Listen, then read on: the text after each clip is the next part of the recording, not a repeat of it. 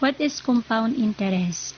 Compound interest is the interest paid on the principal and the amount of interest accumulated in prior periods, or it is the amount of money taken from principal amount with interest, and the interest money is being included in computing in the next interest of the month or months or year or years. This is the formula.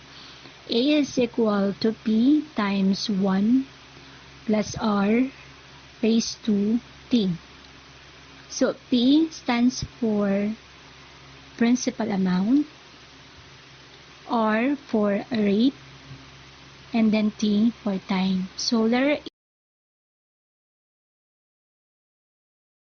example number 1, using example number 1, okay, where you invested 10,000 for 3 years at 9%, and the proceeds from the investment will be collected at the end of 3 years. Compound interest will be computed. Okay, year 1, principal amount 10,000, and then the interest or rate of interest is 9%. So 10,000 times 9% is 900. So the cumulative interest is 900, and then the total for year 1 is 10,900. Then for the year 2, since this is compound or compounded, okay, the total amount for the year 1, which is 10,900, okay, you will get the 9% of this. The 9% of 10,900 is 981.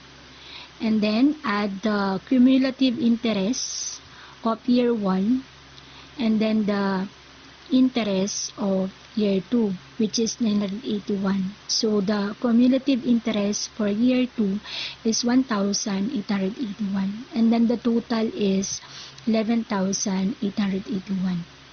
And then for the year 3, okay, 11,881 times 9% or 0.09 is 1,069.29, and add 1,881 plus 1,069.29 is 2,950.29. So the total is 12,950.29. So if you notice, at year 3,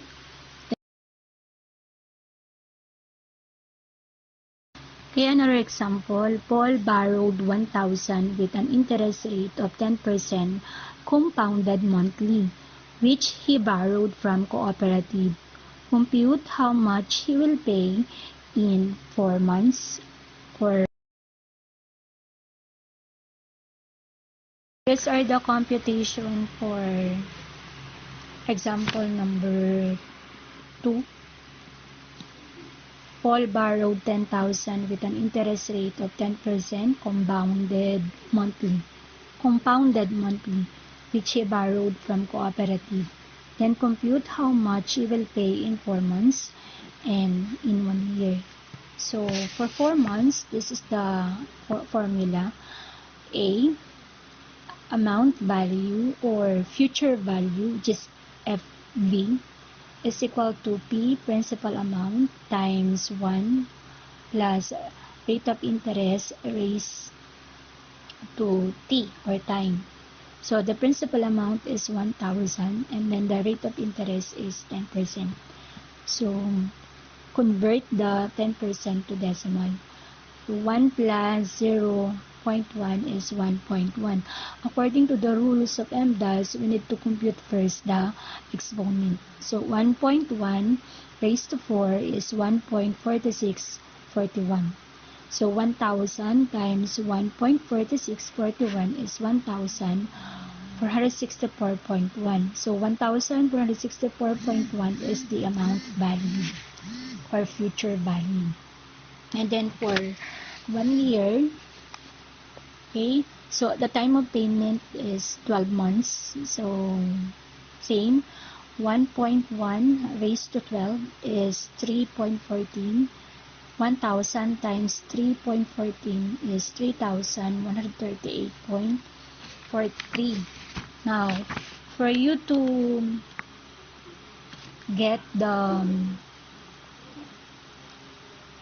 amount or the interest, all you have to do is to subtract the principal amount, okay, from the future value to get the compound interest.